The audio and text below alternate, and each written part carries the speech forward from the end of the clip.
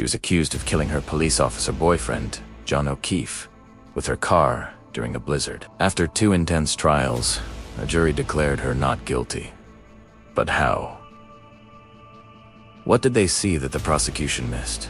Welcome to Unresolved Casefiles. The story begins on a cold January night in 2022.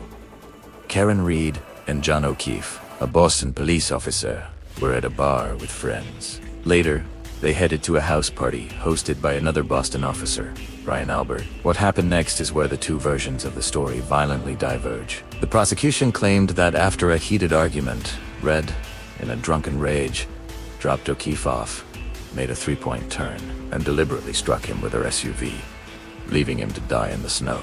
The scene was grim. O'Keefe's body was discovered hours later, covered in snow, with severe head injuries and hypothermia listed as contributing factors to his death. Karen Reed's black Lexus SUV had a broken taillight, and pieces matching it were found near O'Keefe's body. On the surface, it looked like a clear case of vehicular homicide. The prosecution painted Reed as a jealous girlfriend, citing angry voicemails and texts she sent O'Keefe that night. They had witnesses who claimed they heard Reed shouting, "I hit him." It seemed like a slam dunk, but the defense, led by the tenacious Alan Jackson, started pulling at threads that unraveled the prosecution's entire narrative. Their argument was explosive. Karen Reed was framed by the very people who were supposed to be upholding the law. They argued that John O'Keefe never made it out of Brian Albert's house alive. They proposed he was beaten inside, attacked by Albert's dog, and then dragged outside to be left in the snow, with the scene staged to frame Karen Reed. This sounds like a wild conspiracy theory, right? But the defense brought receipts. First, the injuries. Medical experts for the defense testified that O'Keefe's injuries, particularly the cuts on his arm, were not consistent with a car strike. Instead, they looked suspiciously like animal bites, possibly from a large dog. And wouldn't you know it, the Alberts owned a German Shepherd. The defense pointed out that the dog was rehomed shortly after the investigation began. Could this be a coincidence? Then there was the crime scene evidence, or lack thereof. The Canton Police Department, which had personal ties to many of the people at the party, led the initial investigation. The defense argued this was a massive conflict of interest. They highlighted a series of bizarre and suspicious actions. For example, Brian Albert's brother, Kevin Albert, also a police officer, was at the house that night. The lead investigator, State Trooper Michael Proctor, was a personal friend of the Albert family.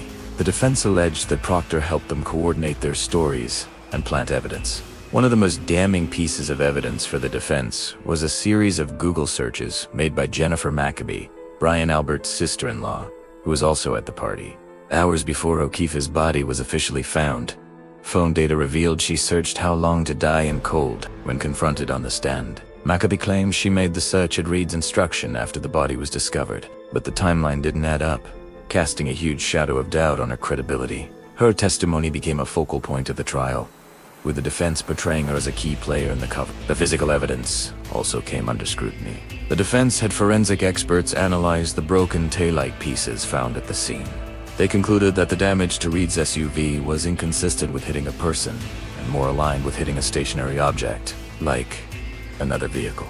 They suggested the damage occurred when Reed backed into O'Keefe's car earlier that night, an event she admitted to. They even presented video from a library's security camera showing her car passing by minutes after she allegedly struck O'Keefe, with the taillight seemingly intact.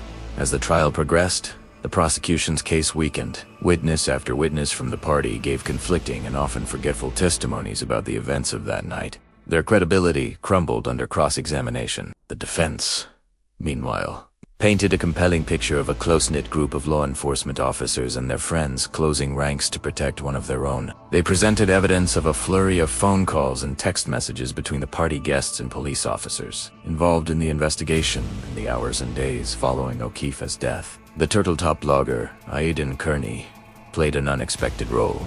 He relentlessly investigated the case, publishing articles and videos that challenged the official narrative, and uncovered evidence that the defense used in court. While his methods were controversial, he undeniably brought national attention to the case and energized a legion of Free Karen Reed supporters who showed up at the courthouse every day.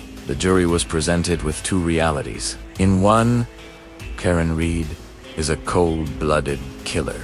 In the second, she's the victim of an elaborate and sinister frame-up orchestrated by a group of connected insiders. The prosecution's case relied on believing their version of events, but the defense systematically introduced reasonable doubt at every turn. Was it possible that John O'Keefe was killed inside that house?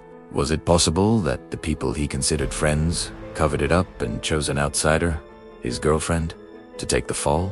The defense argued that the state's investigation was not just flawed, it was corrupt from the start. They accused Trooper Proctor of planting evidence and feeding information to the Alberts. They pointed to the fact that the home where O'Keefe was allegedly killed was not properly searched or secured as a crime scene for weeks. By the time it was, any potential evidence had likely been cleaned up. In the end, the jury had to decide. Could they, beyond a reasonable doubt, convict Karen Reed based on the evidence presented by a prosecution whose key witnesses were unreliable and whose investigation was riddled with inconsistencies and potential misconduct? After deliberating, they came back with their verdict.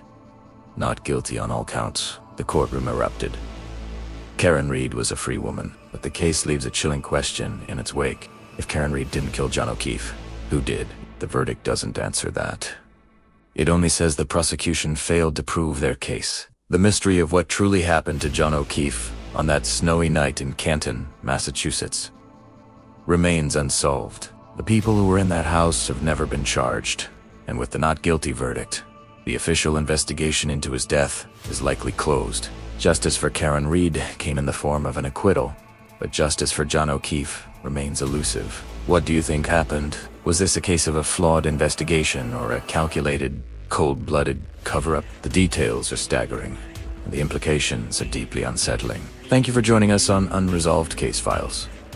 If you found this story as compelling as we did, please hit that like button, subscribe to the channel, and ring the bell so you don't miss our next investigation. See you next time.